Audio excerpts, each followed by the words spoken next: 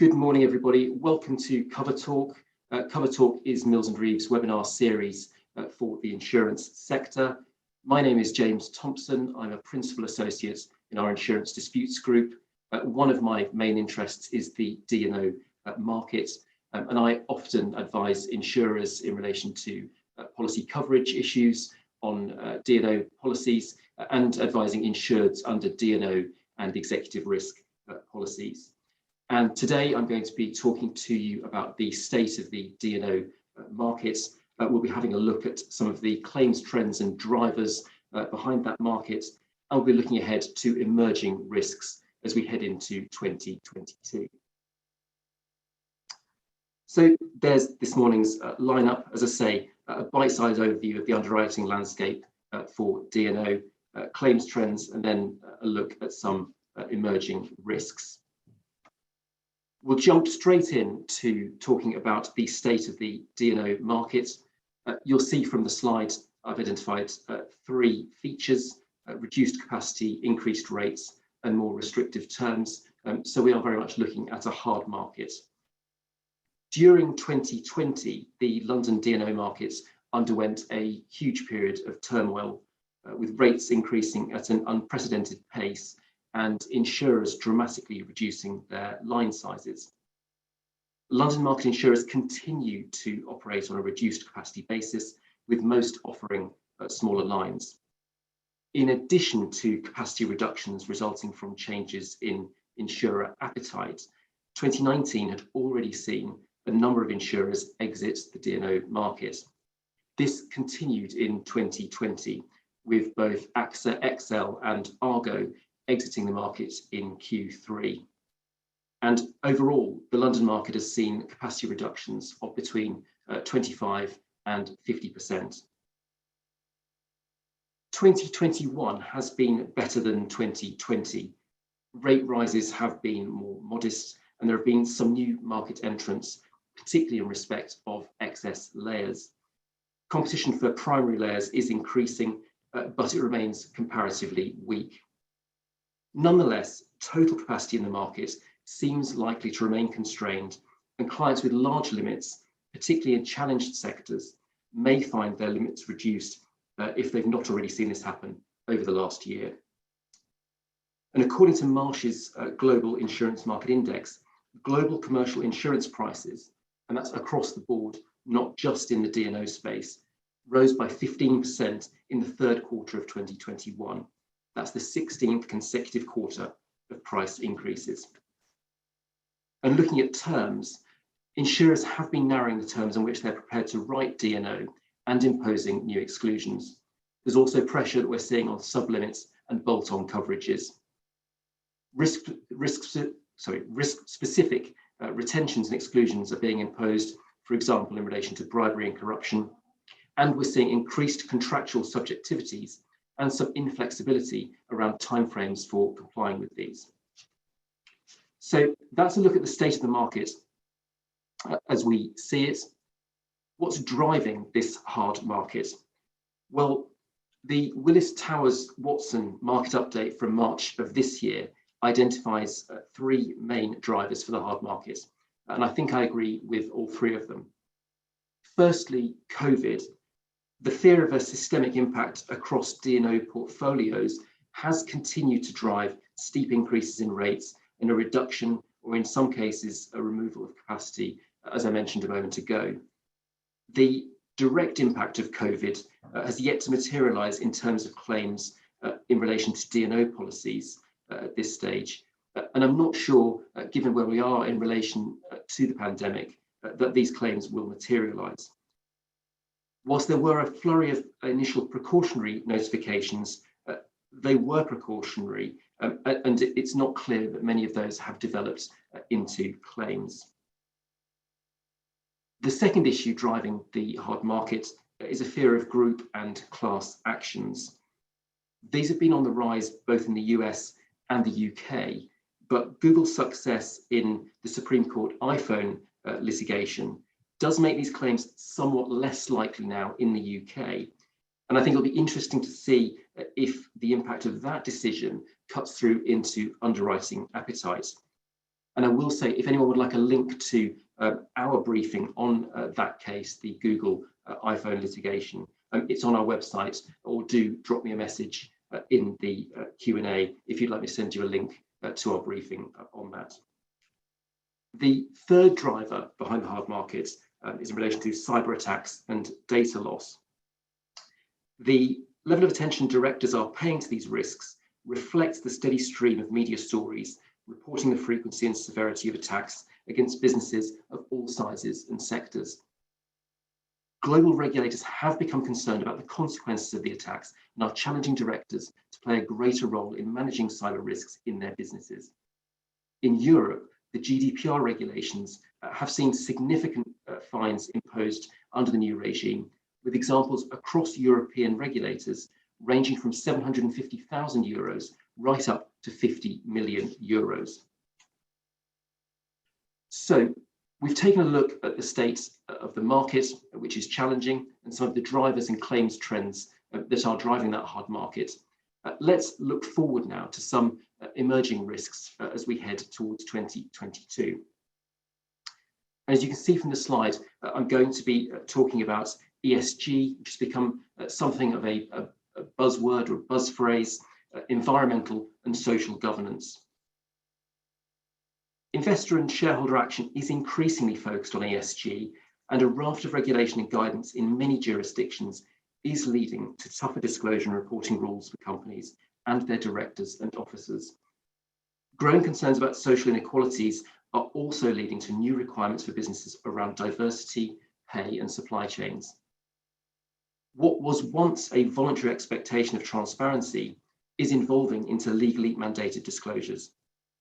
And at the same time, litigation or investor, shareholder, and activist actions are increasingly focused on ESG topics such as climate change, pollution, diversity, cybersecurity, and CEO pay. And I'm going to quote Chanel Williams, who's the global head of financial lines at Allianz, who says, legislation is evolving, regulators are becoming more active, as are many other stakeholders. Companies, their directors and officers, and current and future D&O insurance underwriters need to be aware of ongoing global ESG matters in order to adequately assess potential perils and how they can manifest in terms of potential liability. If an ESG issue is not handled or disclosed appropriately by the company or the board, it can result in bad news in their market, bad news for the company's share price, and bad news in the form of regulatory and legal action. ESG topics can pose a significant D&O risk for companies and their insurers. And let's move forward and have a look at some environmentally related D&O risks. Environmental issues are behind a number of D&O claims, and that's a trend that's likely to accelerate. Interest in climate change is rising from investors, regulators, and various interested parties, and directors will increasingly be expected to have considered climate and other environment-related risks and taken steps to mitigate them. There have already been a number of cases in the US where claimants have sought damages from energy companies accused of contributing to global warming, while environmental disasters, including mining dam failures in Brazil and wildfires in California, have resulted in large D&O claims. Investors may also seek compensation for a company's failure to adapt to climate change or to adequately disclose environmental risks. Activist groups in the UK and Australia have already filed complaints against financial services firms alleging that they had failed to comply with climate change reporting requirements. And in 2009, the Prudential Regulation Authority applied new rules that require certain financial services firms to nominate a senior manager responsible for identifying and managing financial risks from climate change. As the pressure on businesses to improve their carbon credentials mounts, concerns have also been raised about greenwashing. So when businesses produce misleading information to exaggerate their ESG credentials and present a more responsible public image. With legal action by stakeholders and investors in this area on the rise, directors should be wary of setting unrealistic ESG targets they might fall short of or they could become the subject of litigation. Such is the concern about greenwashing in the UK financial services sector that the FCA has recently published a letter to chairs of fund managers setting out guiding principles and raising the prospects of future reform. So that's environmental risks. Let's turn now to look at some social and societal D&O risks. With increased personal accountability, changing attitudes, and the rise of social media, directors are increasingly exposed to claims related to employment-related risks, ethics, and culture. Directors may face claims where they fail in their duty of care to employees, or where they preside over a toxic corporate culture that permits abuses. Allegations of sexual misconduct, bullying, and discrimination have led to a spike in the number of employment practices liability claims, while a number of derivative class actions have been filed in the United States against boards of corporations that have allegedly turned a blind eye to misconduct or inappropriate workplace relationships. There is potential for employment liability related D&O claims across Europe too. In France, for example, a group of former senior executives at a major telecommunications company went on trial in 2019 accused of moral harassment. This was after a wave of suicides following company restructuring and job cuts all the way back in 2006. And in the UK, the introduction of gender pay gap reporting also creates a potential liability for directors that fail to take action to address any disparities. And now let's have a turn to have a look at a couple of corporate governance issues that are intrinsically linked to ESG. Firstly, boardroom diversity. Diversity issues are growing in prominence and businesses are coming under increasing scrutiny. This was seen in the wake of the Black Lives Matter protests in 2020, which were followed by an uptick in diversity-related litigation, particularly in the US. Cases typically allege a failure in the fiduciary duties of directors, given the inadequate level of diversity on the board or in management positions. With changes in regulation and legislation on diversity increasingly likely, D&O litigation risk will increase further still, as will the risk to a company's reputation if it's deemed to have been negligent in this area. For example, the US Securities and Exchange Commission, the SEC, has recently approved a proposal from stock exchange operator NASDAQ that requires its listed companies to have diverse boards or explain where they do not. And the UK's Financial Conduct Authority is also exploring diversity requirements as part of its listing rules. And while it might be too early to talk about a D&O claim trend in this area, the frequency of diversity lawsuits brought since the beginning of July 2020 should raise the concern that any company lacking racial, gender, and age diversity in its board of directors might be impacted by similar lawsuits. One other expected impact on the D&O insurance market is the type of information that underwriters will be looking for and questions that can be expected at customer and carrier meetings.